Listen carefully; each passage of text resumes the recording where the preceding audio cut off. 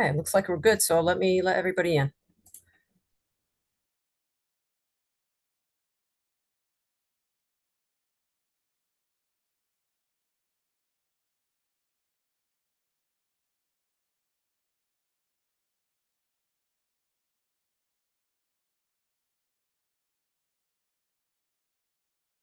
Okay, good morning and welcome back to docket number 210515 REO3.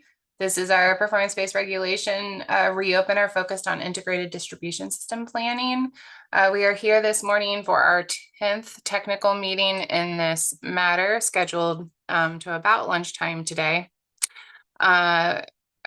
This morning, I'm joined by my colleagues, Commissioners Arconti and Karen, and we have an agenda in front of us today. Specifically, we have two presentations scheduled, a joint presentation from the electric distribution companies and a presentation on behalf of the Office of Consumer Counsel. Following each presentation, we're going to start with questions from authority staff before opening up the discussion to questions from participants and stakeholders, time permitting. The presentations were filed already with the authority and are available in the docket. Those presentations focus on proposals for an integrated distribution system planning document and process that builds upon the existing distribution system planning practices that were reviewed and documented in this proceeding to date. Before we get started with the presentations, a quick administrative note, bless you. The authority issued a request for written comments alongside of the concept paper. That request for written comments focused, among other things, on a request for any corrections or additions to the description in the concept paper regarding the EDC's current distribution system planning practices. I did want to make the administrative note that based on feedback received in those comments, the staff will be issuing a revised concept paper hopefully this week.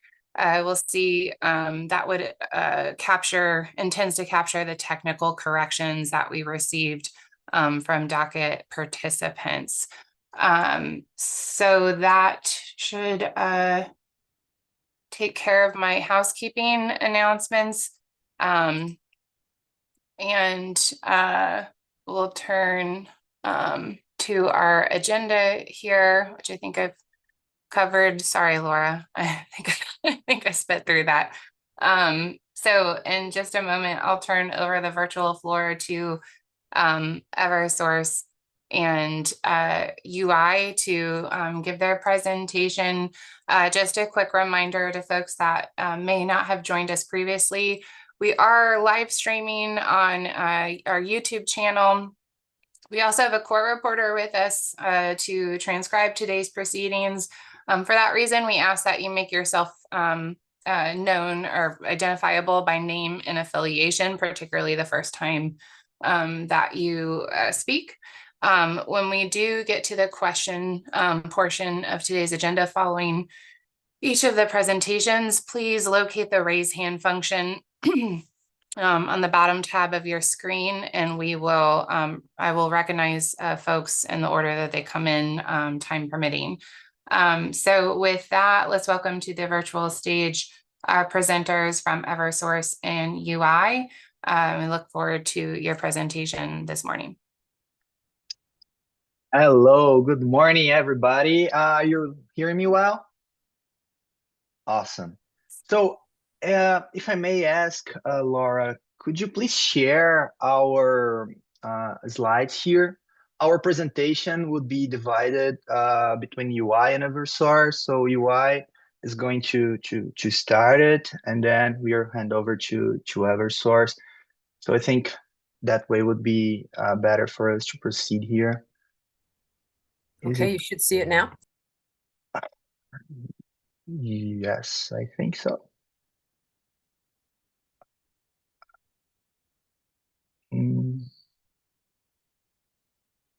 Well, okay, perfect. Thank you. Maybe my computer here. Thank you very much.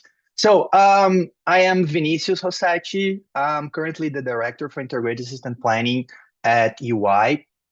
So Lucas, my colleague, and I will be presenting the first part of these, and then we'll hand over to our colleagues on Eversource, Lavelle and Gerhard, to present the reminder. So first of all, thank you very much for having us here. This is a good opportunity that we have to share some thoughts on what the both EDCs think there's a good approach for the IDSP. And here we represent some insights, some ideas that will be that we think it might be the starting point for further discussion on developing a comprehensive, a broad, and an effective IDSP for Connecticut. So next slide, please, Laura. Thank you very much. So first of all, what is the purpose of the IDSP framework that we are filing?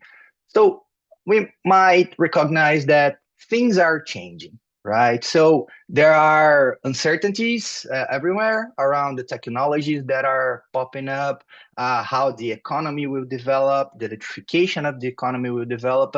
So it's uncertain, and things will definitely change. But among all of these uncertainties, there are things that are crystal clear. So first of all, it's our role as EDCs to provide safe, reliable, and resilient service to all our customers and communities. Also, it's also crystal clear that we should provide this service in a very cost-effective way, in an affordable manner. Also, communities and stakeholders are willing to get more and more engaged with what we are doing and why we are doing. That's why EDCs also should provide more guidance and transparency on what we are doing, why we are doing, and where we are heading with our activities. So that said, in other jurisdictions, we are somehow now currently file some integrated distribution system plans that more or less try to bridge the gap between the current state, the present, and the future. So we got together all these best practice that were observed and implemented in other jurisdictions to develop and present a comprehensive and strategic plan that could actually ensure all these requirements that I just mentioned to you. This model is a summary of these best practices, and our expectation is this to be a starting point that we could discuss and develop and better fit these best practices into Connecticut's reality and need. So basically, this is what we are going to share with you today.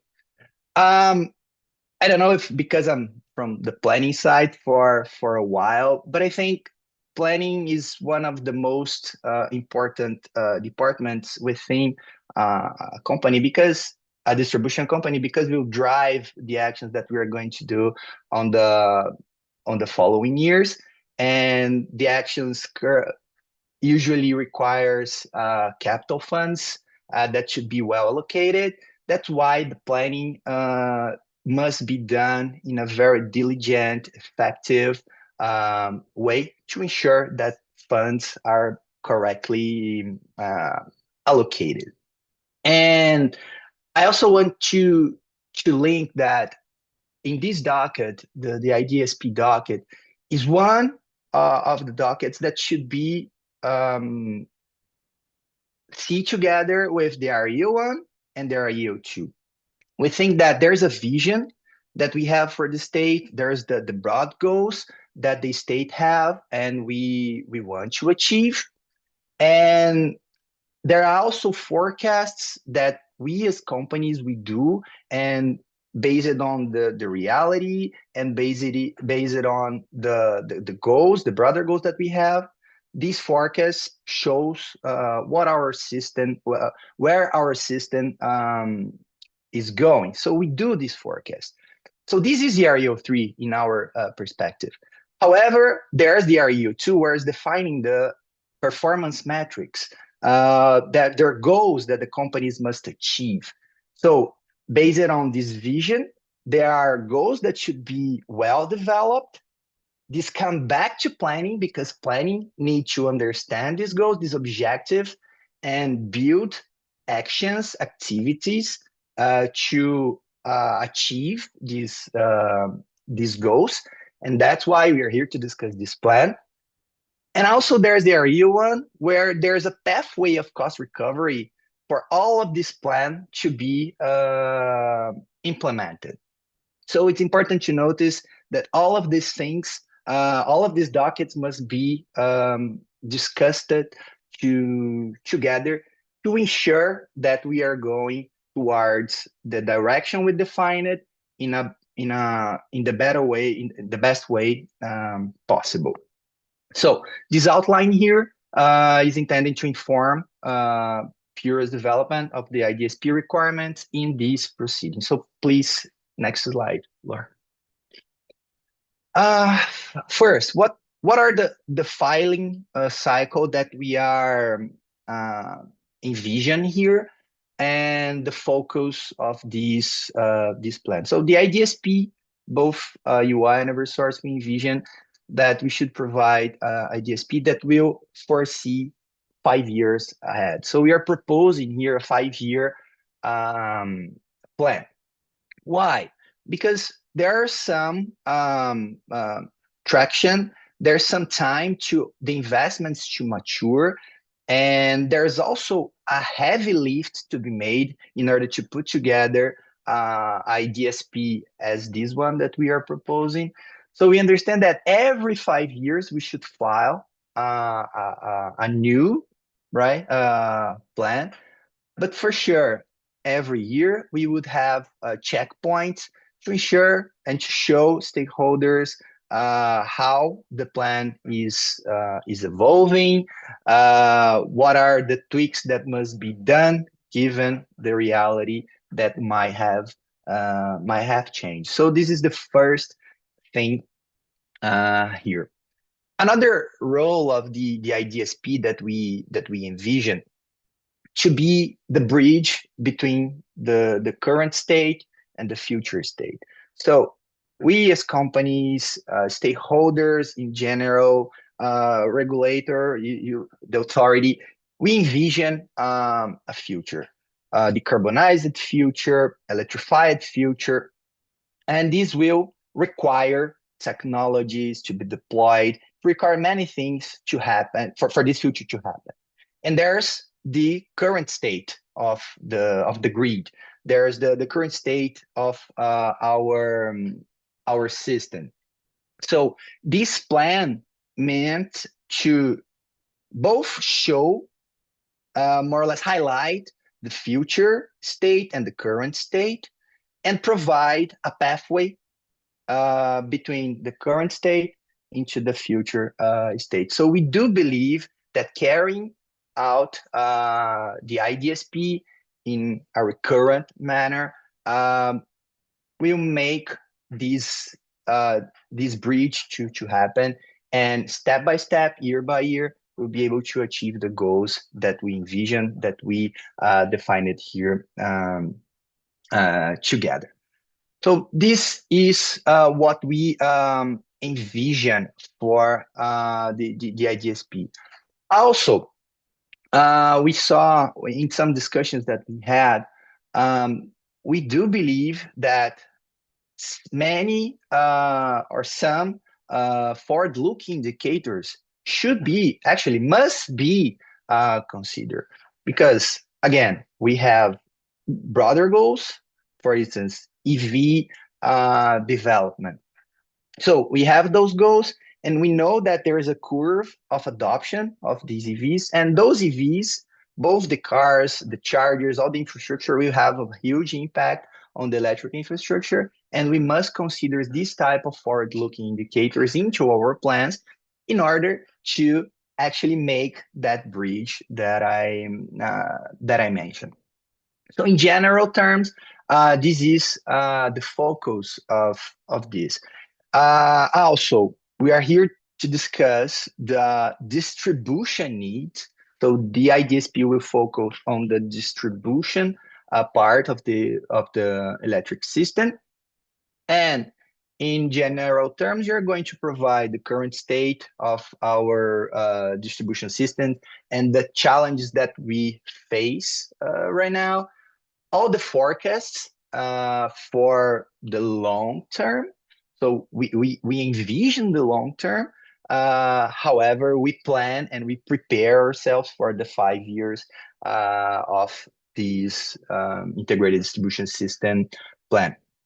And among all of these forecasts, we will also provide a summary of solutions to address all of the issues, all of the things that we discover during these studies. Might be addressing capacity, reliability, resilience needs, and so on and so forth. Next slide, please. Also, here the plan that also considers that there's within the scope of this plan, we will for sure consider the bread and butter, like the traditional solutions.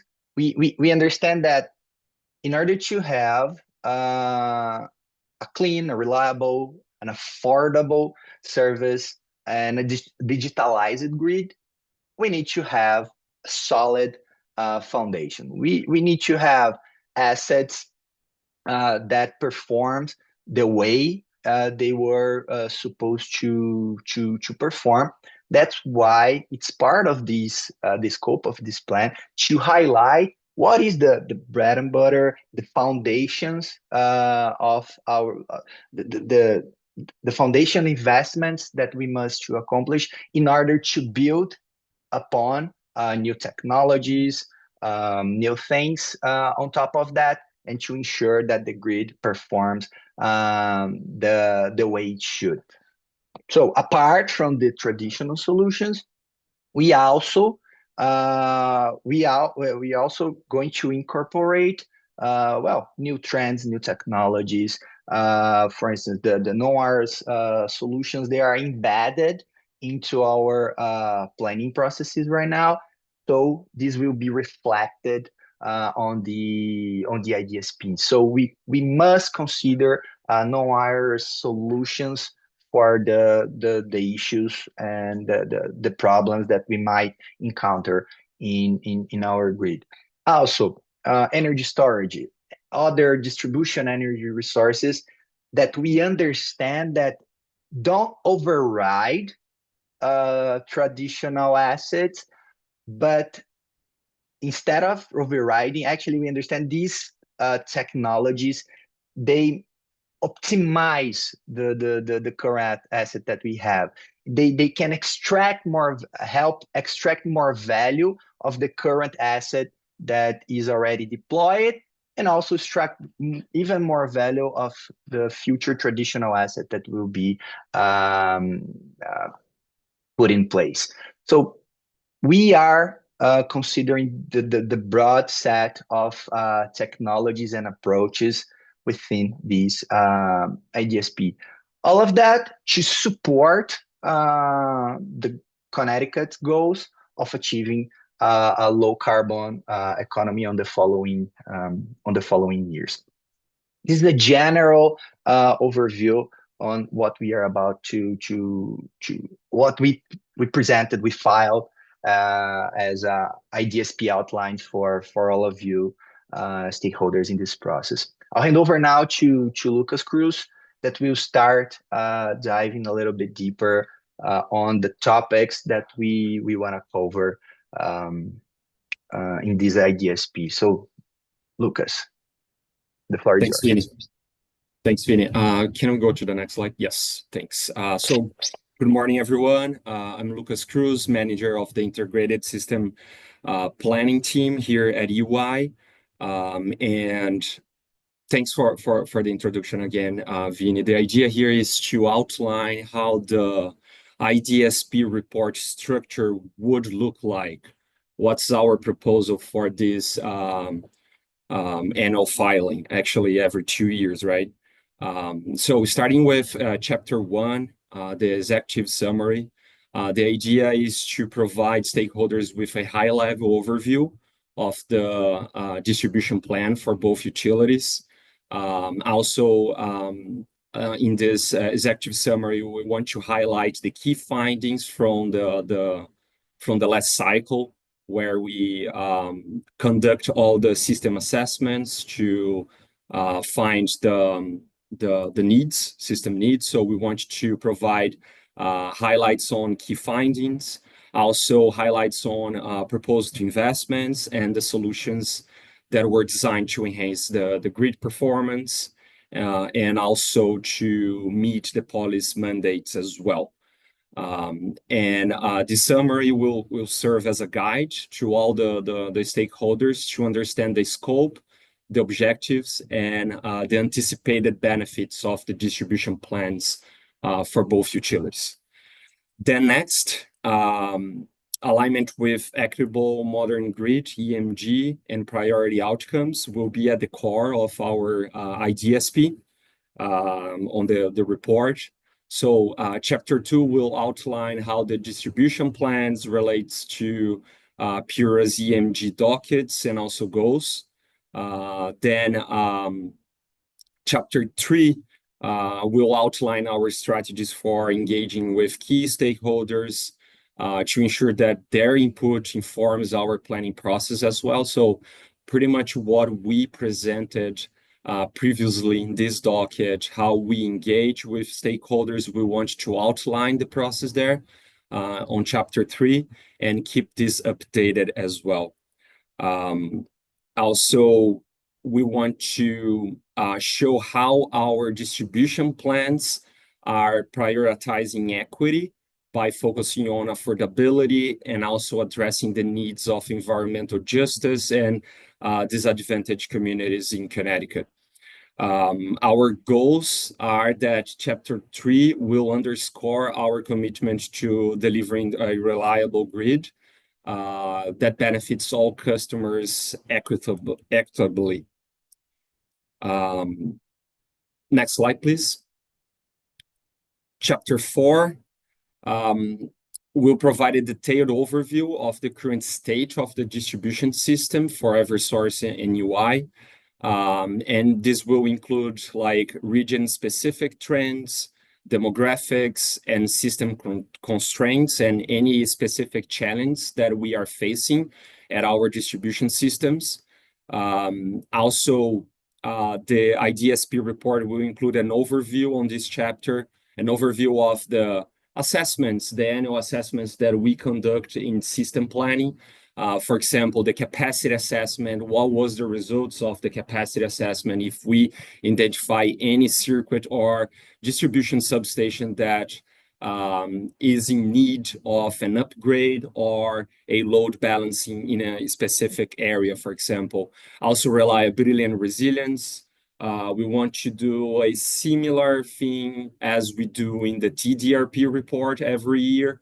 We want to outline what are our worst performing circuits and outline the reliability and resilience needs for specific areas. And also DR hosting capacity. We want to outline what's the DR hosting capacity in certain areas as well. The main goal with the chapter 4 is to outline the current system needs, right? As I said, and the challenge. And this chapter will lay the ground for development of targeted solutions and investments that will improve the grid reliability and performance. So we first want to, in chapter 4, show the needs, all the needs that were identified. If it is a non-need from the previous cycle, or if it is a new need that was just identified in the current cycle that we will be reporting in the IDSP report. Then in chapter 5, we will outline the distribution planning processes and assessments for also how we conduct the assessments. What is the criteria for assessing for capacity, for example? So pretty much very similar with our previous presentations on REO3, where we explain how we apply for, or how we conduct these assessments. So capacity, voltage, reliability, resilience, DER integration, all these, we want to keep this updated as a document where stakeholders will know how the process is implemented in both utilities, and what is most importantly, what is the criteria. It will include an overview of the processes, consideration also for transmission resources. Now with DER integration, we believe that this is important and also to include here. So a discussion on transmission sources feeding both substations and how the transmission system is impacted by the DER integration, and how can we coordinate with other stakeholders to make sure that we fulfill our main objective, which is integrate DERs.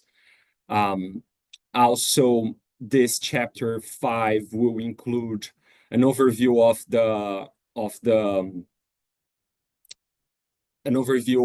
the details of the methodologies that we use, tools that we use, software that we use in the planning, and also updates to any type of new studies that we are conducting that was not conducted in the previous cycles. Next slide, please.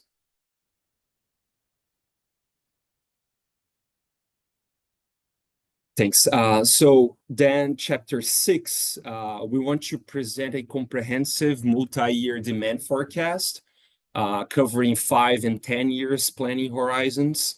The forecast accounts for base load and step loads as we presented in previous meetings here in the REO3, but we want to outline in this chapter the results of the most recent forecast, also including DER growth, outlining and highlighting what's the expected DER growth as well.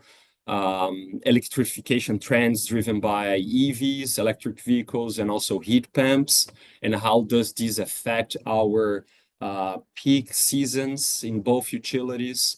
When I say peak seasons, I'm referring to summer and also winter. Especially heat pumps can bring different load profiles for our winter peak load. So that's what we want also to outline here. The forecast will provide the critical insights for the future system needs. And with this, we want also to proactively bring solutions that will potentially address the anticipated demand growth in the long term. Of course, that for medium term, for more a time frame more similar to a rate case time frame. For example, for the next 5 years, we want to bring fully vetted and approved solutions that will address the demand growth projections from this forecast, and will also solve any grid bottlenecks that were identified through the load forecast analysis. Building on the demand forecast, chapter 7 then will outline the multi-year solutions to address the system capacity. Also, we want to bring any future project that we have for addressing reliability improvements or aging infrastructure as well. This is where we want to outline and anticipate that these investments are coming and these needs are coming. Also, we want to outline here modernization of distribution lines to enhance reliability. Also, in summary, we want to provide here an overview of future or upcoming grid investments, right? That will provide benefits to customers and also will align with Connecticut's policy objectives. That's our main goals. Yeah, next slide, please. And at this point, I will hand it over to Lavelle Freeman, who will go over the IDSP long-term assessments and much more. Yeah, thank you, Lucas, and thank you, Vinny. My name is Lavelle Freeman. I'm the Vice President of Distribution System Planning at Eversource. And I know originally the agenda said I would be joined by Dr. Gerhard Walker, but Dr. Walker is unavailable. I am joined by my colleague, Dr. Ellie Daku, who will provide responses to any questions around climate vulnerability and our reliability and resiliency goals. But for all intents and purposes, I will do the presentation, and then when we get to the Q&A, others would be involved. This is probably a good time for me to stop, pause, and reflect a little bit on what we heard from UI and Eversource collectively. We presented to this point a constructive outline for an integrated distribution system plan that covers the challenges of the system, our planning processes, how we forecast, and how we develop solutions. It's intended to provide a strategic approach for meeting our core reliability and capacity goals, but it also is intended to provide transparency to customers, which I think is something that we are all collectively in favor of. And it also provides an opportunity for stakeholders to engage with the EDCs at various points in this process. To this point, we have talked about what is more or less traditional planning practices, how we develop infrastructure for the known knowns, the things that are certain, the things that historically drive our build out of capacity and solutions for customers.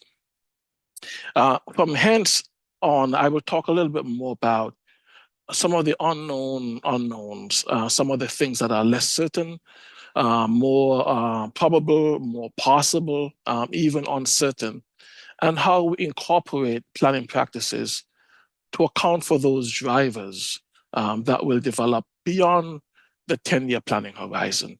Everything we've talked about to this point is focused, laser focused on the 10-year planning horizon for which we produce forecasts. Chapter 8 discusses the long-term demand assessment.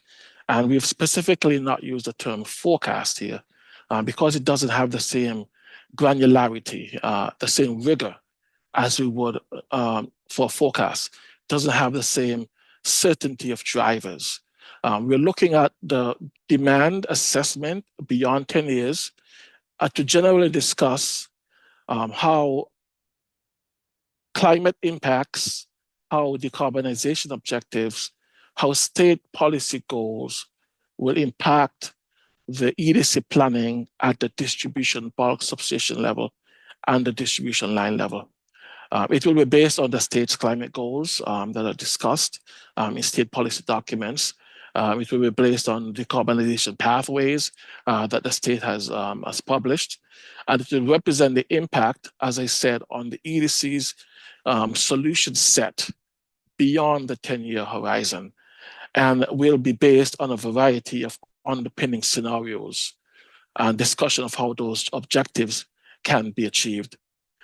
And so therefore, the chapter by default lends itself to a broader scenario analysis of the different pathways to achieving the state's objectives for electrification and clean energy, as well as the potential impact of technologies such as charge management and changes in heat pump technology, for example, what impacts these would have on electrification drivers and the impact of policy mandates.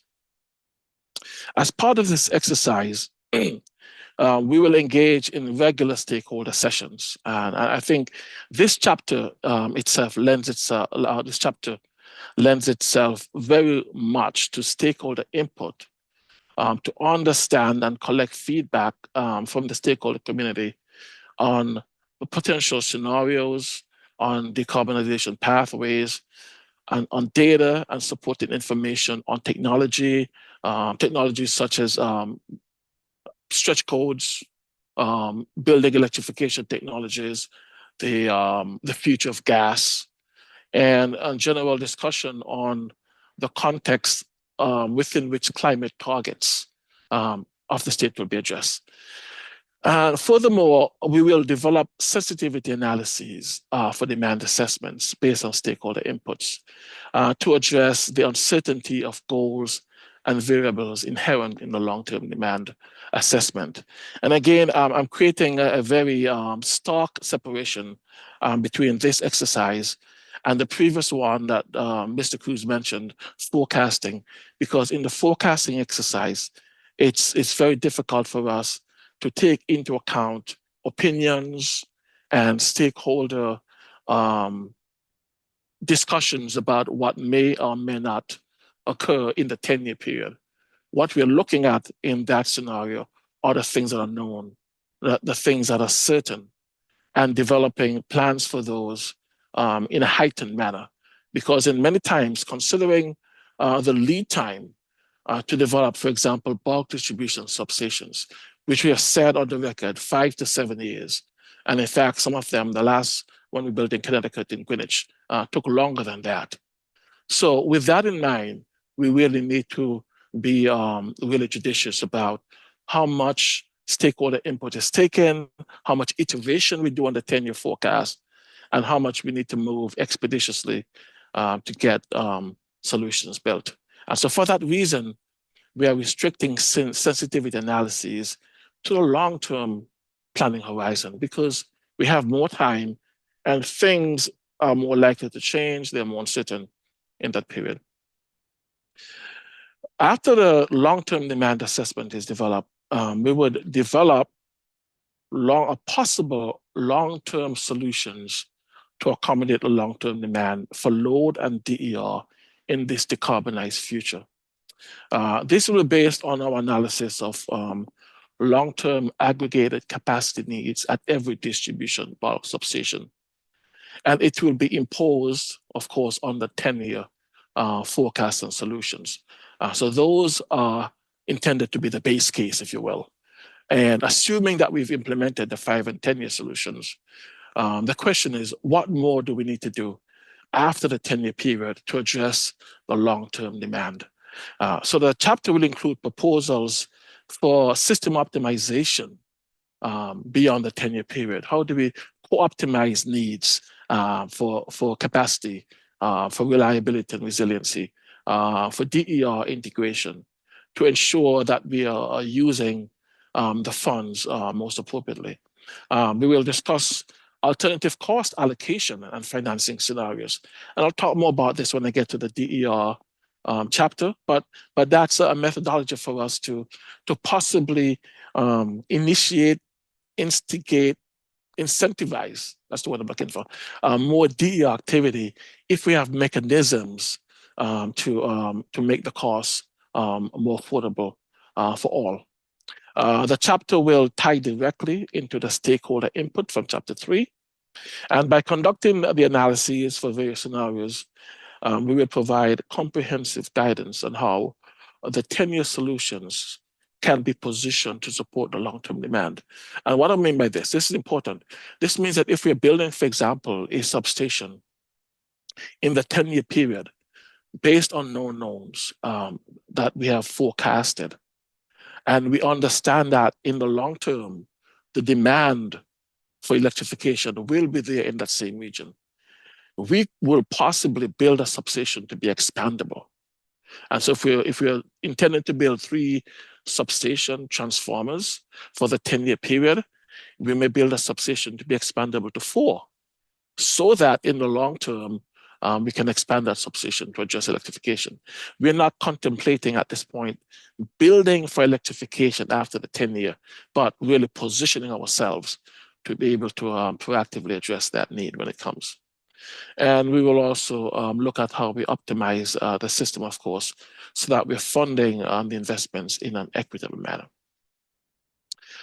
Next slide, please, Ms. Lupoli.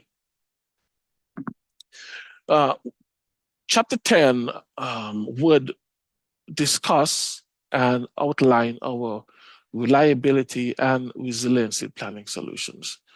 This is a critical element of the integrated distribution solution system plan for us to improve resilience to climate-driven impacts and the increased frequency and intensity of storms that we're already seeing based on data from the state, and data that we have gathered from Yukon, and data that we have internally based on the last 4 or 5 major storms that we've seen. Our plan for resiliency and the climate adaptation is twofold. It includes first an assessment of the historical vulnerabilities of the infrastructure during major storms. And this involves a look back at the impact of every major storm at a zonal level. Where did the impacts occur? What type of impacts occurred? Did trees fall across the lines? Did the lines break? And then understanding what we would need to do to mitigate those impacts if they occurred again in the future. Do we need to have a more backfeeding capability? Do we need to replace the wires, bare wires with spacer cable? Do we need to go to aerial cable? Do we need to underground lines in certain areas? And so looking back at the method and the impact of past storms at the zonal level really helps us to develop the future-looking plans for those zones. But also, secondly, it involves an analysis of how projected climate change scenarios can potentially impact assets and changes the way we rate assets, changes the way we have our distribution criteria and plans for assets, and maybe changes the way we build and construct assets based on future risk of flooding and future risk of heat waves. The chapter will discuss incremental resiliency investments for distribution system, resulting from this granular analysis at the zonal level of the ability of the system to withstand the impact of major storms. We have done this in Connecticut. We've developed this resiliency plan several years ago, but since that time, we have actually advanced the methodology and applied this in Massachusetts under the Electric Sector Modernization Plan, on which, all transparency, this plan that we're presenting is based on the ESMP. And so we have presented that as part of the ESMP as an incremental investment with a much more rigorous methodology to develop those assessments. And we've also developed this and presented this in New Hampshire as part of an ongoing rate case proceeding. So we do have a significant amount of aptitude built up since we did this in Connecticut. And we would apply this to revising and updating those resiliency plans and present them as part of this IDSP framework. Next slide, please. And if Dr. Dacko has anything to add, I will ask her to interrupt me. But if not, we will reserve any further detail for the Q&A. I'm sorry, Ms. Lupoli, go back to the previous slide. I think I missed chapter 11. Yeah, so chapter 11, the DR interconnection planning and group studies.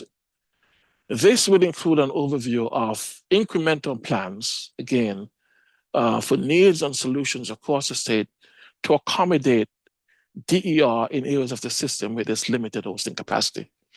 And in docket 22-06-29 REO1, we have, as part of IORs, we have demonstrated that there are, at this point, 8 substations across the state where there is a significant queue and a lack of hosting capacity. And we have projects that are withdrawing from the queue in those areas. And we have projects that are stagnated.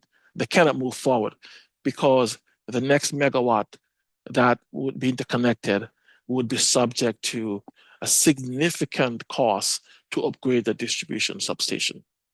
And so on the REO 22-06-29 REO1, pure investigation into distributed energy resource interconnection cost allocation, we have proposed a group study and cost allocation methodology for these substations, and that has been codified in the straw proposal from Pura.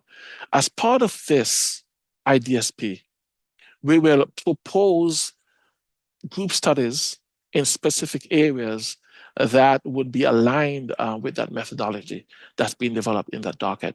And these plans will include proactive upgrades to the distribution system to enable the increased adoption of these DERs, which is probably the only way to get to state goals for increased DER. At the rate we're going with the limited hosting capacity at major stations, based on a cost causation principle, we will never get there. And this has been demonstrated again in Massachusetts. And I hate to keep referring to another jurisdiction, but we do have significant experience that we can leverage there.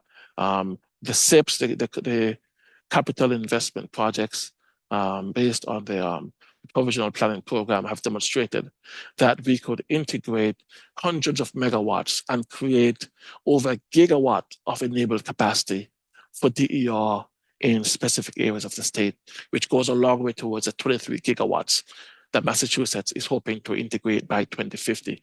Connecticut also has very aggressive goals, and this methodology, I think, would go along with helping us reach those goals.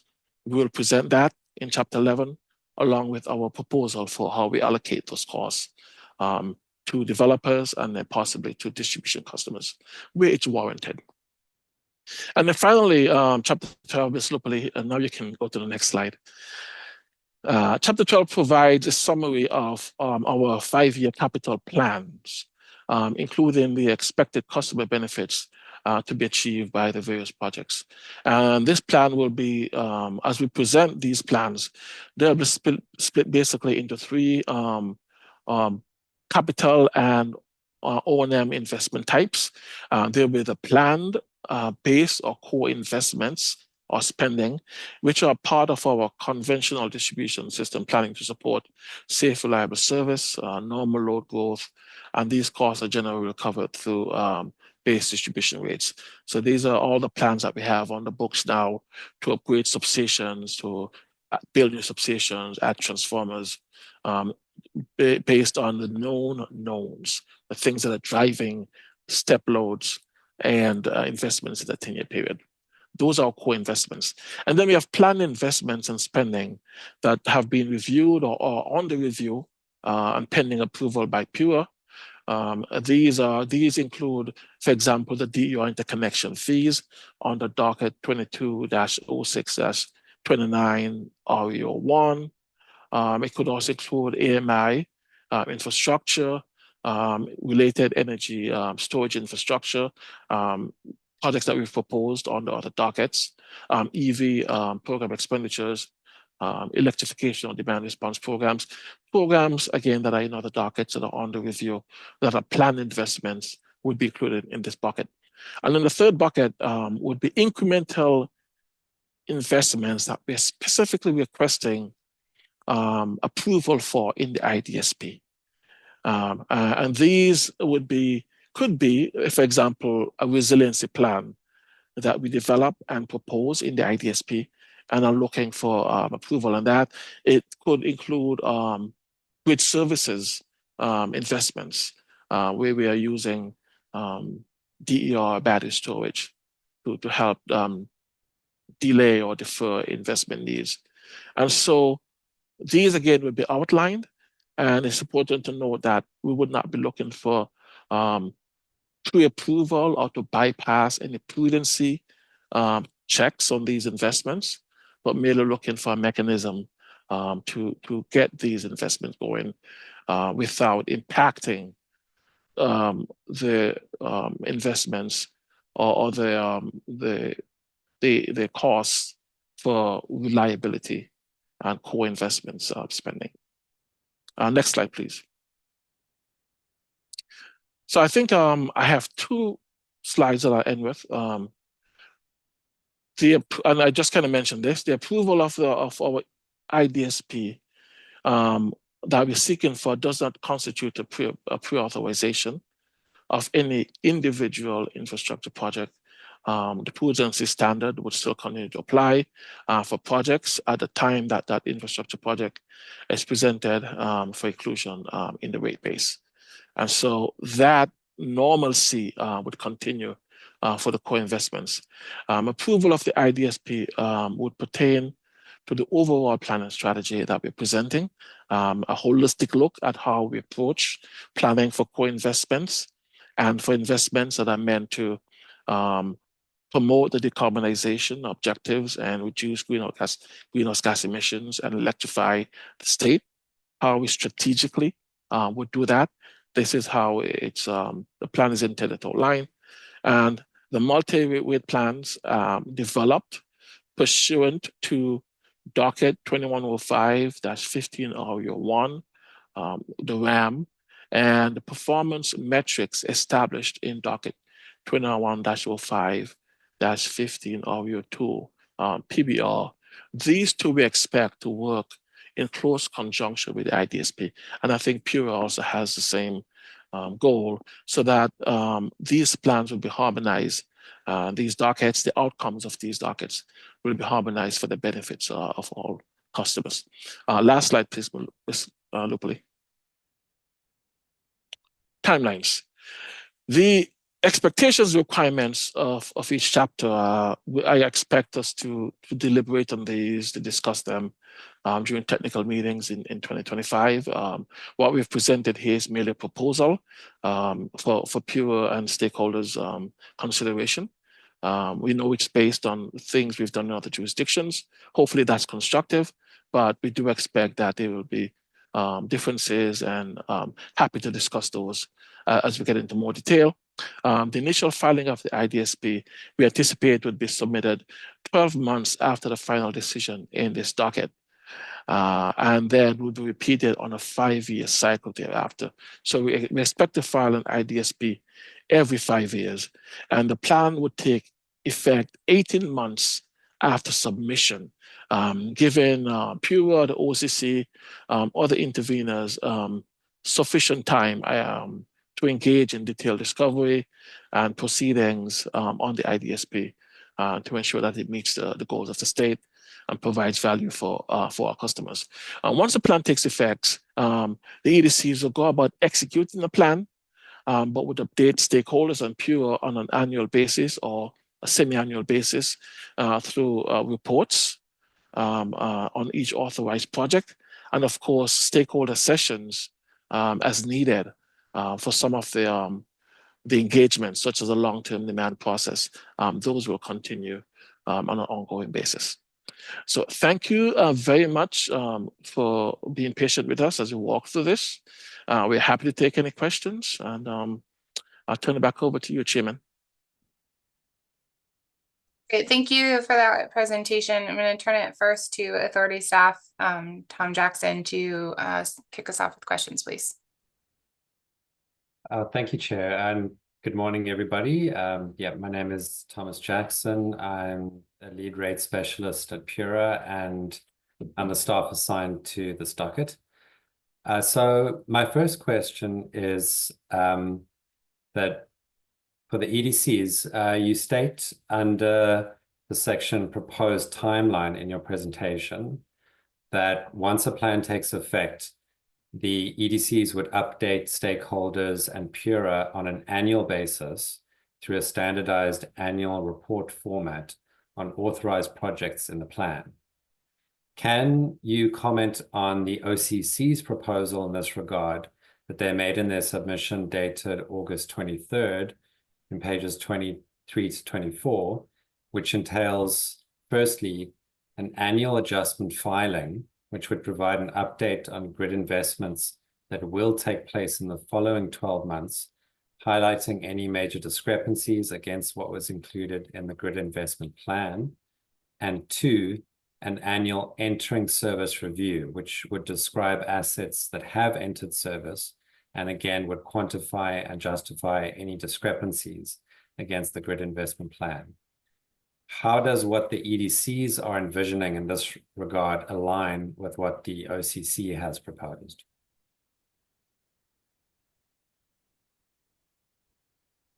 So I'll start first, and then my colleagues can jump in. If you don't mind, Mr. Jackson, can you describe the second one? You said the annual interim Yeah. service filing. So the second envisaged annual filing is what OCC call an annual entering service review, which would describe assets that have entered service and quantify and justify any discrepancies against the grid investment plan. Okay, so the annual adjustment filing would include, according to the OCC, any anticipated changes to our investments for the forthcoming year. Yes. We do. Am I interpreting that correctly? Yes. Yeah, okay. So on an annual basis, we do produce forecasts. We do go through an annual planning exercise, and any plans that were in our, let's say the IDSP is active, any plans that were in the IDSP or in our 5-year plan previously, those plans are reviewed again in this annual process to understand if changes in the forecast would impact those plans going forward, whether it either accelerates or pushes those plans further into the future. And so we do anticipate having that information and would be happy to file that per the OCC's request. I don't think that's an issue. The annual interim service review, again, anticipates looking at investments that have been placed into service and discussing or describing the differences in what was placed into service versus what was planned. Am I capturing that correctly? Yes, that's correct. Yeah. And again, I don't see that as an issue if we have discussed in our filing, for example, building a substation with two transformers, and we ended up building a substation with 3 transformers. I anticipate that would have been disclosed in the annual adjustment filing, because we would know beforehand whether those plans would be changed. Given the lead time to build equipment, whether it's on the substation level or if it's at the distribution line level, we do have a line of sight if the plans are going to change the previous year. So I anticipate if we do the annual adjustment filing, there may not be a need for the annual interim service review, but that's just my thinking. Either way, I don't think it's an issue. Mr. Wazali, what do you concur? No, yeah, Lavelle, thank you. I think what you put explains exactly what we are envisioning. The idea of having this plan updated, not updated, reviewed every year, this reviewing filing, is that we understand that things are changing. We understand some assumptions that we might have. They change, they accelerate, they speed up, they slow down, and that's the idea. I remember in one docket that we were discussing, Tom from OCC came to us and said that one of the biggest concerns OCC have is that EDCs usually surprises OCC with some investments that they were not aware of it. And this caught my attention, and this specific phrase, because we actually want the opposite. We want stakeholders, we want OCC, we want PURA to know what we are doing and why we are doing in advance. So as Lavelle mentioned, we do not expect to have any surprises on what actually we put in service, because the idea is to disclose and discuss modifications that we know that will happen in advance. So then we can discuss what changed in our assumptions that might have needed for our investment to be changed as well. So Yeah, agree.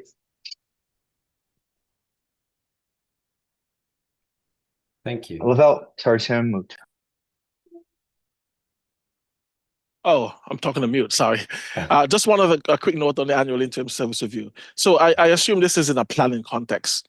So you have to be very careful about the scope that we're talking about. And since it's an IDSP, the plans that we put into service, as Vinny said, would not be a surprise and would meet the need that we have developed from the planning studies.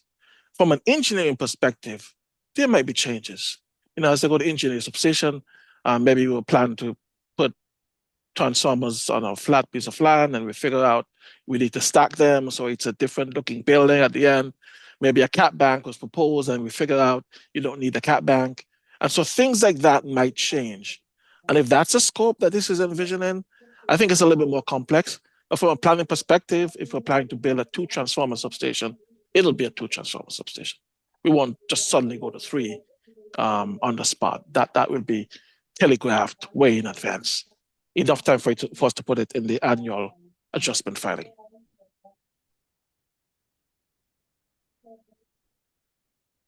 Okay, thank you very much.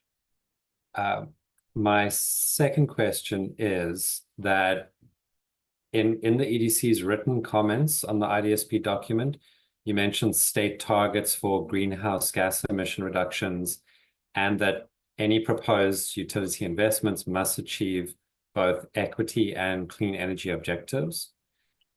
And in your presentation, you mentioned that the scope of an IDSP should include advanced integrated planning concepts related to non-wire solutions, energy storage, DER applications, and beneficial electrification. And you discussed long-term demand assessment and solutions forming part of an IDSP. Now, I know you did discuss this at some length in your presentation, but I would like to know how you propose to explicitly integrate these policy drivers into your IDSP, be it in the forecast, grid needs assessment, or solution selection steps, and specifically, to what extent would these long-term policy drivers be quantified and progress towards them tracked in the IDSP? So again, I'll start if you don't mind, Vinny. So the long-term demand assessment and building solutions for the long term, it's where logically this exercise belongs. Within this, we are looking specifically and quantitatively at how state goals for decarbonization impact our demand at bulk substations. And the way this is done is a methodology has been developed and it is public as part of the ESMP. And we've applied this at several bulk distribution substations in Massachusetts. And we also, truth be told, applying the methodology also in Connecticut. Whenever we have a bulk distribution substation that is going through our capital approval process, we would do a long-term demand assessment to understand if there are additional drivers for electrification in the area. And so we look at 3 things, really. We look at building electrification, understanding how stretch goals for building electrification, understanding the role of gas and how that would impact the demand that we're seeing from buildings. And we have an algorithm that looks at building square footage, maybe across the state, and understands how the changes in building electrification would impact the demand per square foot. And then based on the square footage in Connecticut, we would aggregate that up to demand. And then we look at electric vehicle adoption and look at state goals for electric vehicle adoption and then track those and project during certain years how many electric vehicles will be converted from, how many vehicles will be converted from conventional to electric vehicles. And then we use mobility data to give us an idea of where these vehicles will be charging, which bulk substations will be affected more than others based on current travel patterns from data purchased from Google, for example, not from Google, but from Streetlight, which uses Google data, based on travel patterns of current vehicles. If those vehicles are electrified, then where would they expect to be charged? And then if the percentage of EVs are changing based on the state's trajectory, then which bulk stations would see the increased demand? And then we look at heat pump adoption and how the technology is changing and what is the plausible adoption of heat pump technology, whether it be air source heat pumps or ground source heat pumps. What COP ratio do we use? Probably 2, but those are some of the scenarios that we can envision. And then we would aggregate all this into a demand that we push down and apportion to every bulk substation. And that would give us an idea of how the bulk substation demand would grow from the 10-year forecast to 15, 20, 25 years into the future. When we've done this in Massachusetts, for example, we've seen that the state in general would transition from a summer peaking system to a winter peaking system sometime around 2035. It's different by bulk substation, but generally that's what's happening due to the anticipation of heat pump technology being adopted. And so that's the methodology, that's the quantification that goes into it. And then we take that data that purports to show how the demand at every bulk substation changes over the period beyond 10 years. And we would do some analyses to understand whether the current system and the system that would be built during the 10-year period based on the 10-year plan can accommodate that increased demand, and what upgrades are needed, what reinforcements are needed to meet the 10-year demand. And of course, because we're talking about beyond 10 years, we won't go out and build that today. Part of the scenario analysis that we've discussed now would take a look at, okay, if there is a gap, a capacity gap between what we need in 2050 and what we'll have by 2035, how do we fill that capacity gap? Do we need to go and build another 10 new substations? Or do we look at ways to implement managed charging across Connecticut? Do we look at ways to maybe to have some time of use rates? Would AMI be part of the solution? And so we look at scenarios that would allow us to be able to meet the gap. Maybe looking at solar and storage. If we implement more solar and storage, would that be able to reduce some of the peak that we're seeing? So that would be part of the scenario analysis. And then finally, to your last question, how do we look at the GHG reduction capability? The infrastructure build over the next 10 years, we would be able to quantify the support for GHG emission for those substations, both the support for hosting capacity, which is one thing, how much electric vehicles can be accommodated, how many heat pumps can be accommodated, and then how does all that translate into GHG reduction. And then beyond 2035, the build out through 2050, we can again spin forward and calculate how does that impact GHG emissions. Of course, GHG emissions is not the direct driver. We are building these to accommodate customer needs, but the output or the benefit is that we can reduce GHG. So we are enabling GHG reduction, enabling customers to electrify, and by that decarbonizing the system. I also want to add to this and highlight one of the main purpose of this proposal that we are making is that currently we have those methodologies that Lavelle had mentioned. we propose the outline, the chapters that an IDSP should encompass. But our main goal here is that this is, in our perspective, a starting point. We are not proposing anything that is final. In fact, we are proposing a starting point that we should discuss along the coming months on actually how to perform in each one of the chapter. So, for instance, these methodologies, there's no right and wrong. There's a way that we envision of translating these broad goals into actual forecasts that are meaningful for the plans that we made. But definitely this could be discussed. This could be tailored to the reality that we envision here in Connecticut. So it's important to see that what we are proposing and what the methodology that we are discussing today, they're not like strong proposal. I mean, it's a starting point that we can and we should actually discuss with other stakeholders on what we should implement into the IDSP. And another thing that I think is important, we as the EDCs, we have those forecasts that we base ourselves to plan our actions.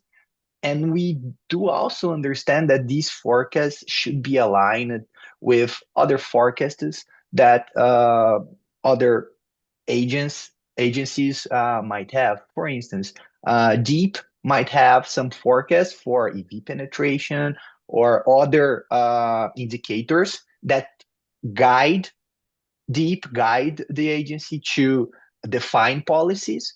And I do believe that our forecasts also should be aligned with that, because by the end of the day, we want to achieve the same broader objectives. And that's why it's important to further discuss, to dive deep on each chapter to better define the methodologies that we should use and we should present in this plan.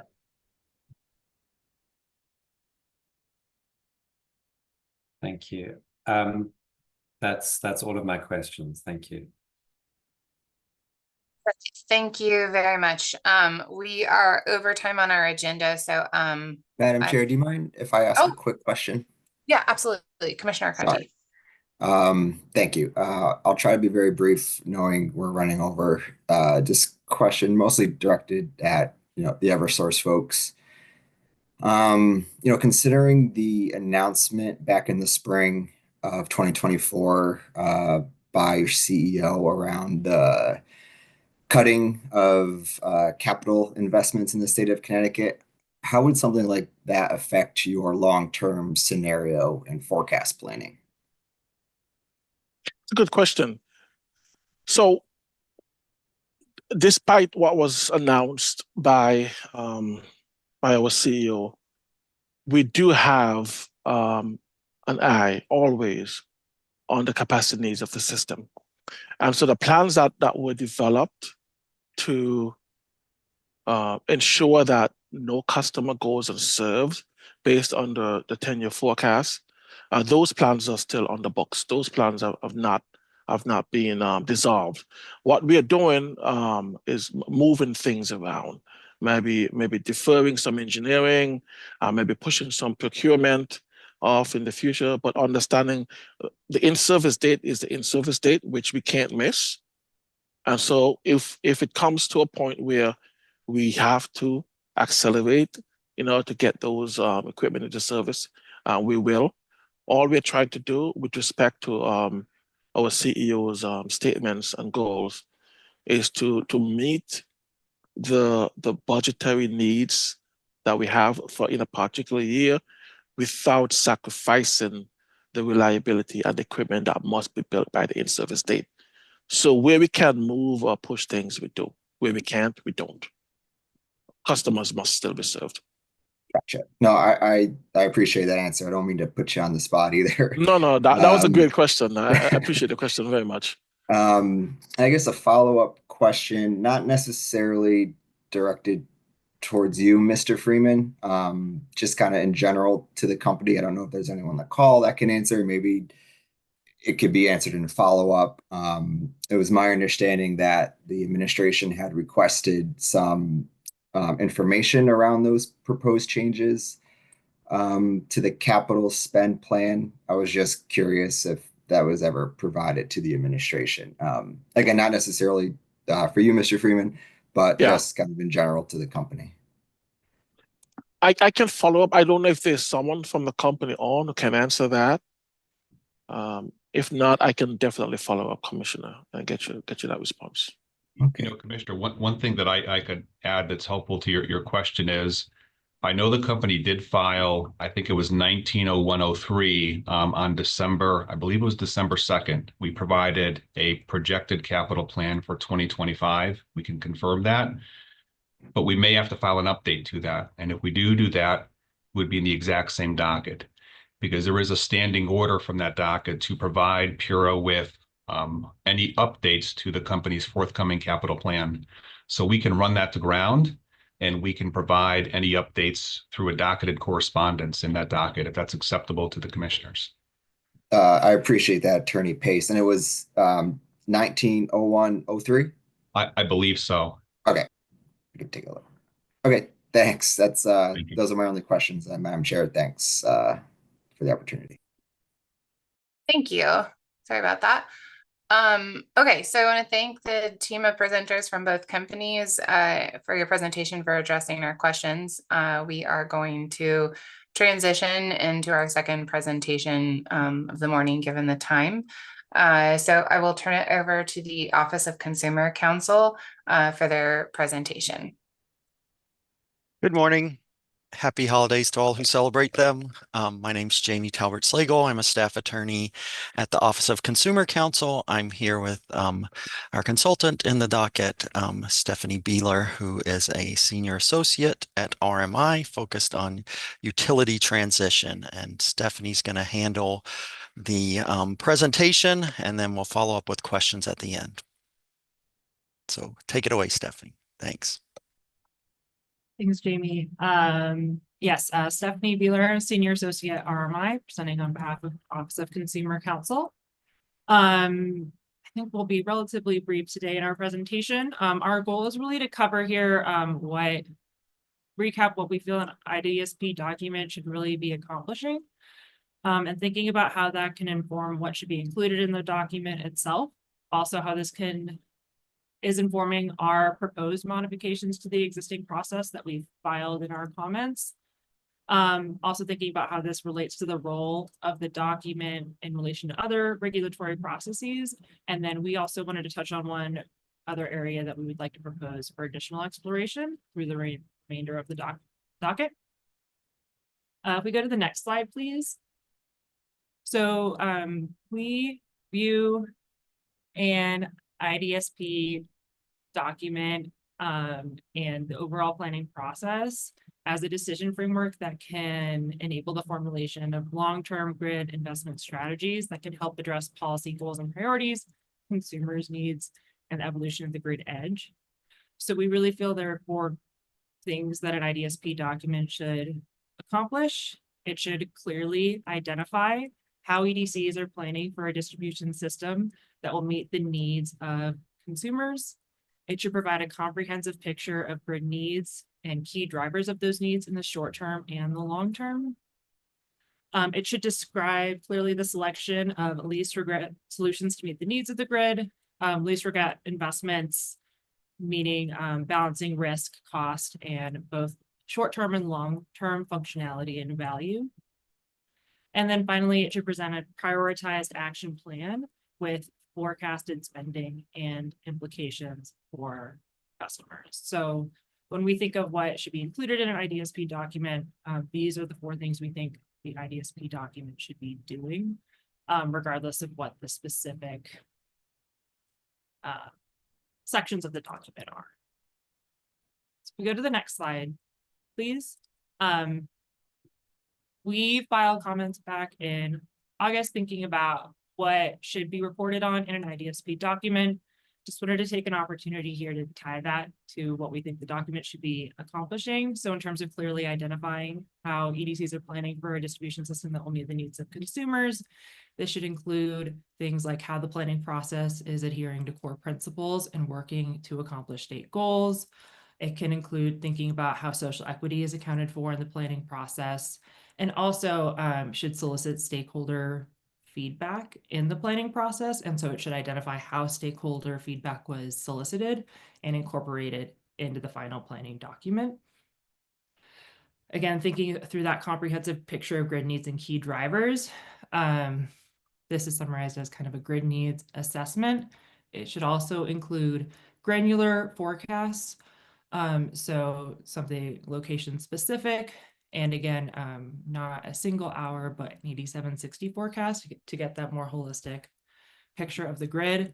We also feel this should include multiple forecasting scenarios, both in the short term and the long term. This can help account for uncertainty over the next 5 and 10 years, and can also help to identify drivers of the grid needs, especially when thinking about things such as electrification and DER adoption, where there can be a lot of uncertainty over the next 10 years. And then finally, this should also include resilience threat assessments, so identifying threats to the grid outside of normal operations. Again, when thinking about selection of least regret solutions to meet the needs of the grid, there should be a clear methodology for the solution selection and the criteria for that solution selection, as well as a description of the alternative solutions that were considered, especially for larger investments. And we feel this should also include a comprehensive cost-benefit analysis, so it's clear what costs and benefits were considered when selecting solutions to meet these grid needs. And then finally, when presenting that prioritized action plan, we would like clear and consistent cost categories, so it's clear to stakeholders what the different costs are and how they tie to the solution selection. Impacts to ratepayers, and again, those benefits for customers, not necessarily just reliability, but also thinking about those things such as social equity that are priorities for the state and for consumers. We go to the next slide, please. So again, thinking about how this informs our proposed modifications, additions to the existing planning process. In terms of the actual plan that the utilities are developing, I think our main proposal for modifications is in forecasting. Again, including scenarios in those shorter term forecasts to account for uncertainty over the next 10 years, more granular forecasting. We also think when evaluating plans and their effectiveness, it should include all the priority outcomes. And it should include the opportunity for evaluation by external parties. So an example could be a technical advisory group, or again, stakeholder engagement. In terms of additions, we really just want to emphasize the need for a comprehensive and transparent planning process, a single comprehensive process for each EDC, reporting on all 6 steps of the planning process, and identifying how the plan might be integrated with other things going on in the EDC jurisdiction, at the regulatory level, and at the state level. And we really feel this process should include stakeholder feedback, and again, should identify what feedback was solicited and incorporated into the planning process. I think this can especially be true of thinking about forecasting assumptions and what scenarios might be considered for the planning process over the next 10 years. And yeah, clearly identifying how these stakeholders were engaged. This can include things such as engagement plans or community benefits plans. Next slide, please. And again, thinking about how this relates to other regulatory processes, this was pulled from our comments submitted in response to the concept paper. So we do describe each of these in more detail there, but just highlighting how we feel or the role we would like this document to take in the overall regulatory process. In terms of the role of the IDSP document, we feel this should be a centralized reference document, so it should include all the steps of the planning process and should clearly identify how different metrics, programs, and policies are being considered, but it shouldn't have any authority over other related dockets or programs. It can help inform policy decisions, but it isn't a predetermined policy decision for things like program development or spending. In terms of how we feel PUC could respond to the IDSP document, again, because this could be a centralized reference document, it's often easiest to review and accept, not pre-approving any spending, but also considering like the thoroughness of the document, whether or not it meets the objectives that we're trying to hit. And then in terms of the relationship between the IDSP and investment cost recovery, again, we feel the IDSP document should inform the multi-year rate plan framework. So the investments proposed in the capital investment plan should ideally be as consistent as possible with the investments that are showing up in the multi-year rate plan, but they don't need to match exactly. Again, things change over time, and trying to pre-approve any of that spending can get a little complex when thinking about cost recovery. It might overcomplicate things. And then in terms of thinking about investments in the IDSP document, I think because there are investments related to certain things like grid modernization, resilience, it can be useful to identify new and incremental investments relative to older core investments that are just business as usual investments. We think it's useful to identify those investments, but in terms of the treatment, we feel like both types of investments should still be subject to things like cost benefit assessment, and should be treated holistic, and all investments should be treated holistically rather than treating each type of investment separately. So even if they're identified and reported on separately, in terms of the overall consideration of the investments, they should be treated holistically. Next slide, please. And then finally, there was one area we wanted to propose for further consideration, and that's coordination with other planning processes. So thinking through how UI and Eversource can potentially coordinate their distribution plans, and identifying opportunities for coordinating with state plans, such as the Integrated Resource Plan and RTO and ISO plans.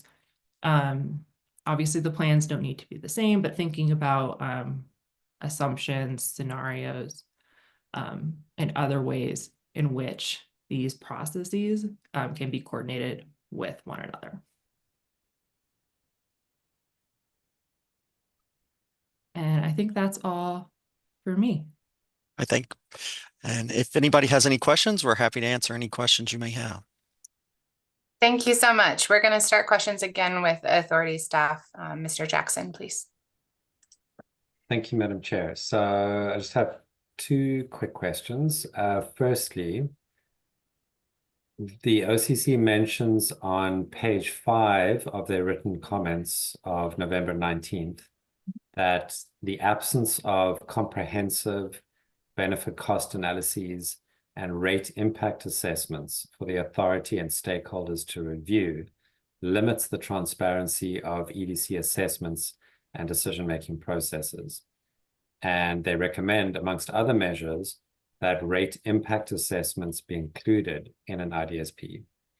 Can you expand on the use you envisage for such analyses in the IDSP, i.e., whether these should be performed for only specific categories of investments, for every planned investment, no matter the size, and or for all investments collectively?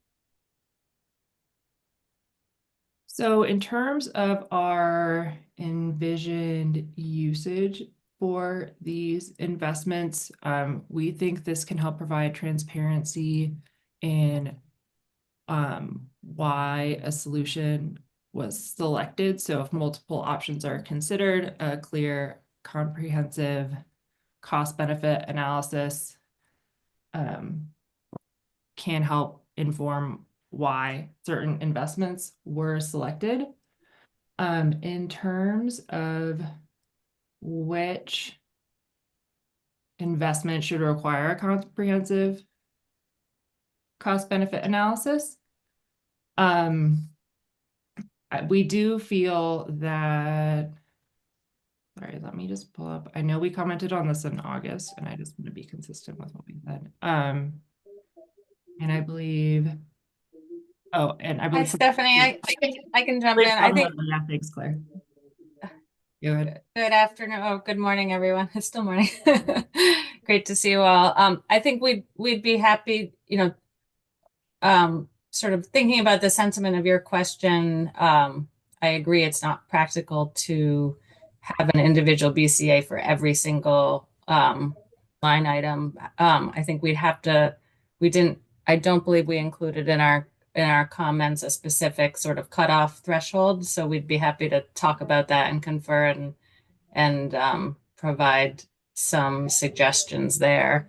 And I'm not certain, but I think that the National Standard Practice Manual, which we've consistently referred to as sort of a best practices guidance, has some considerations around, useful life of an investment. And we might be able to draw from that to figuring out, what level of rate base impact would trigger the requirement for a rate impact analysis and corresponding benefit cost analysis. Hope that helps. I know that doesn't give you the specific threshold that you're looking for, but we're happy to follow up on that. Sure. Yeah, I had one more quick question, is that on the topic of evaluation and continuous improvement, can you expand on what you mean by evaluation by external parties under your proposal for modifications to the distribution planning process? So do you have any specific parties or procedures in mind with that proposal? So we don't have any specific procedures that we're proposing. An example of an external party evaluating could point to something like the technical advisory group that was included in Hawaii's integrated grid plan that helped evaluate their methodology and provided recommendations. So that's an example of what it could look like, but we don't have a specific proposal. I think there are several different options.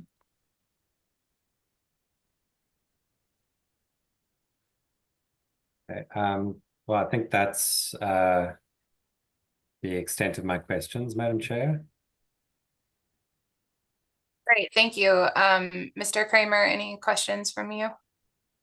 Yes, please. Thank you to the OCC and RMI for the presentation.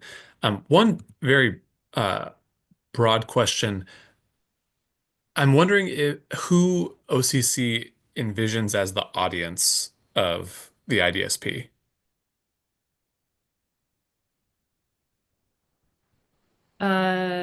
Like which stakeholders should be considered?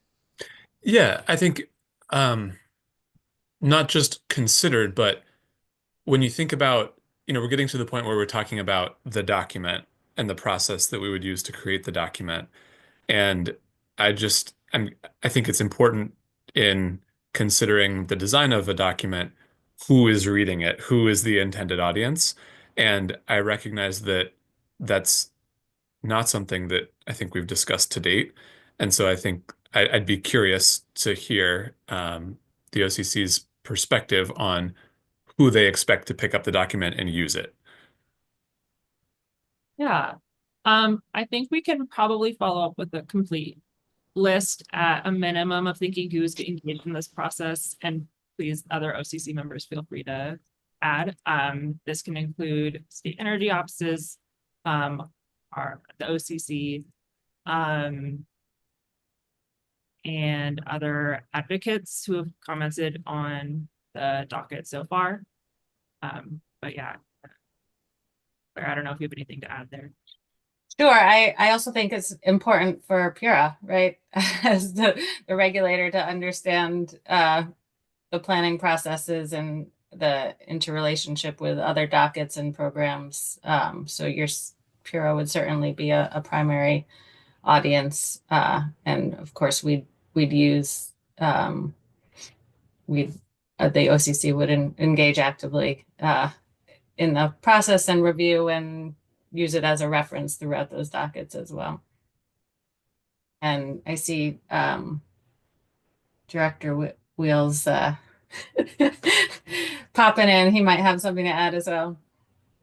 Hi, Tom Wheel. I just wanted to add, I think to the greatest extent possible, ratepayers should be able to understand this information, acknowledging that this stuff is complex and it's developed by engineers who speak, as far as I can tell, a different language entirely. So, I mean, I'm a lawyer, so I guess I can't complain too much, but I think it's important for everyone, like every kind of participant in our regulatory process here, meaning us, the PURA and the utilities, to kind of collectively do the best we can to make sure that the people who are paying for this stuff actually understand what's going on. And I think similar to some of the criticisms we've raised in the context of rate cases, when it comes to documentation of plant, we have been seeing some improvements, in my opinion, in some of that documentation that we've seen filed, moving away from like the model of just sort of a spreadsheet that shows pricing to kind of more narratives that maybe at least minimally explain, like, here's why we need this investment. Here's what we considered other than this investment. And also, I think importantly, and this gets back to the first question we were asked in terms of kind of cost benefit analyses and what to kind of consider in terms of rate impact. I think what is missing from what we can see, at least right now, in the context of like 5-year capital plans that are filed in rate cases, are expected useful lives. Like, how long are we going to be paying for this? And I think especially lately with rates being kind of under the kind of pressure that they are, it's crucial for, I think, everyone to kind of have an understanding of not only, this is a $5 million investment, but are we paying this $5 million off in a single year, or kind of what's the overall impact, not on a project level, but for everyone to kind of do the best we can to get the best information we can out there about what this is going to feel like to ratepayers over the foreseeable future. Thanks. And just to add to Tom's comments, it may be a worthwhile exercise to think about how to integrate some of the like high level planning concepts from the IDSP into the data dashboard. This is part of PBR, and as much as we encourage engagement at a detailed level, asking individual customers to read I don't know how long this is going to be. I think it's shaping up to be a pretty long document with chapters. So it would be useful to think about how to make the key information more accessible in the same way we're doing for the metrics and scorecards in REO2. This seems like it would be helpful information that we could share in a public-facing, digestible way. Thank you. My next question is regarding this distinction that OCC's made about what PURA may do with the plan, and the sort of continuum that was showed of just to receive the IDSP versus review and accept versus review and approve. Can you elaborate a little more on the distinction that you're making there between accept and approve? I can, Tom Wheel again.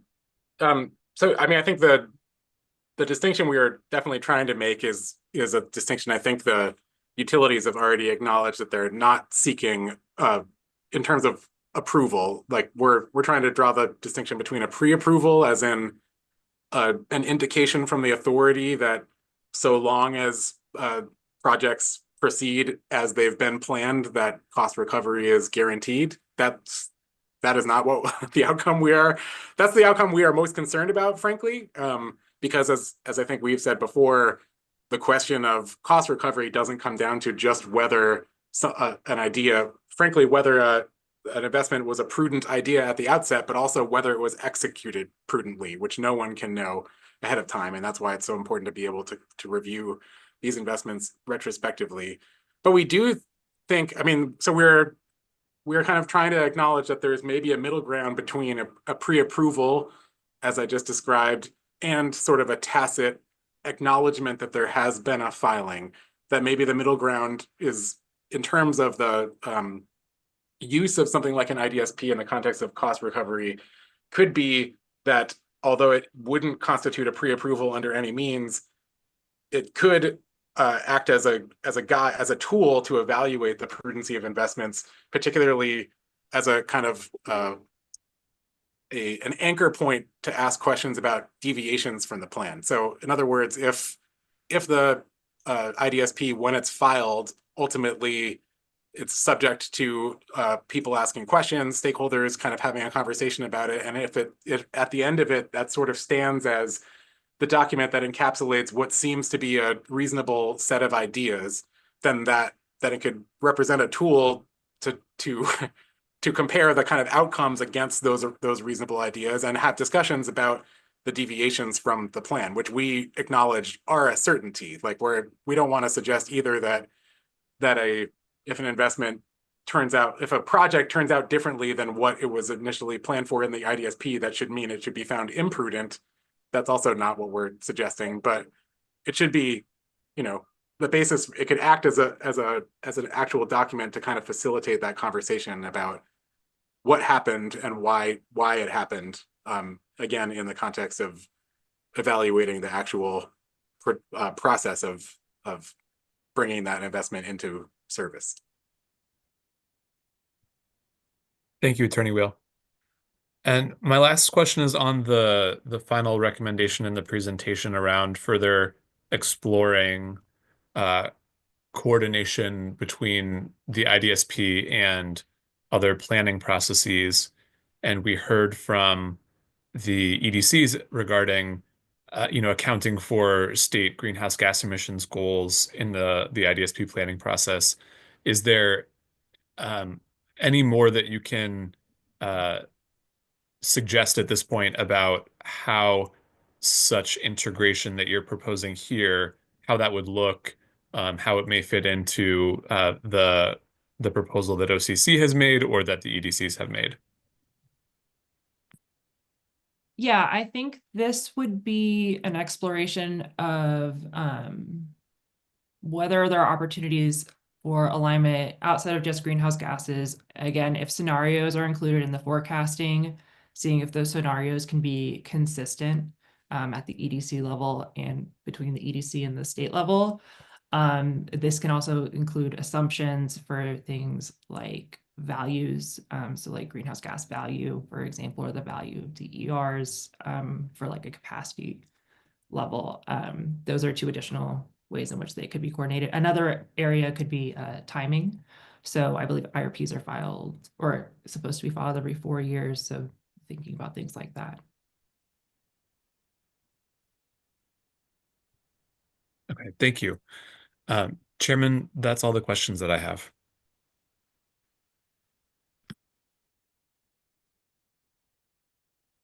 Thank you. I'll take any questions from commissioners, and then if there are any other stakeholders with questions before we excuse the OCC team.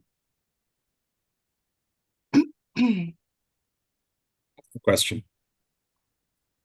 Lucas Cruz from United Illuminating.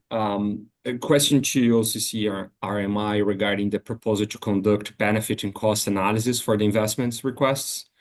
Could you guys please elaborate on how this proposal aligns with the already existing frameworks, especially the REOA, resilience and reliability frameworks?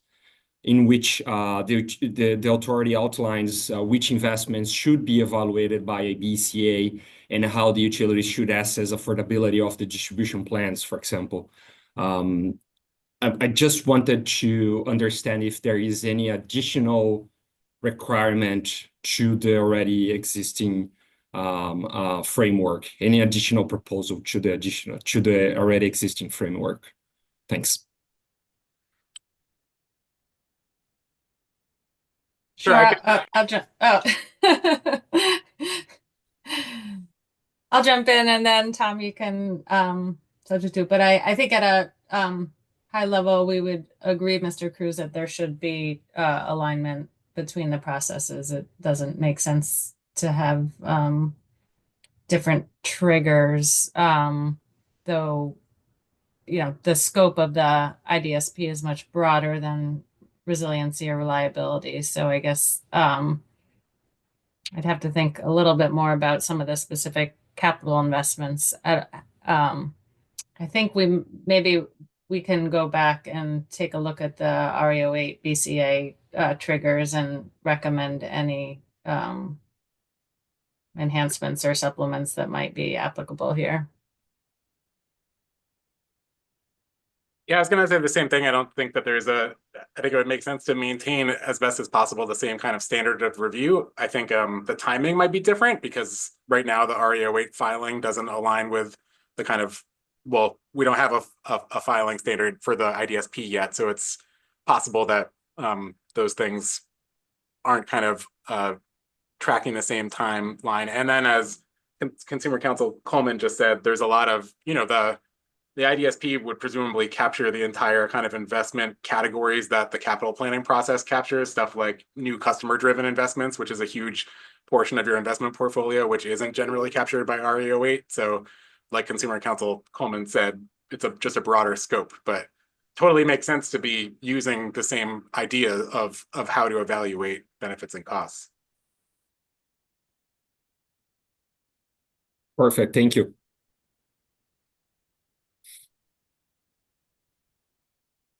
Okay. Thank you. I'm not seeing any other hands, so I want to thank the OCC team for your presentation, for addressing our questions. Great. And just for clarity of the record, I want to acknowledge Attorney Pace's clarification regarding the appropriate docket number 190301. If you are looking for the CLNP 2025 budget documents. Okay, so that brings us to the point on our agenda for any open discussion.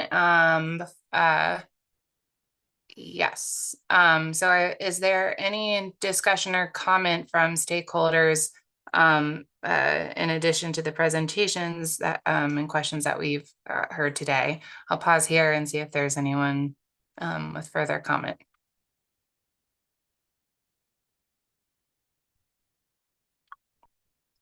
Okay, if not, then that brings us to the end of our agenda. I want to acknowledge again the administrative note that I made at the top of the technical meeting, which is that folks should be on the lookout for an updated concept paper to capture any technical corrections that have been submitted or requested to that paper.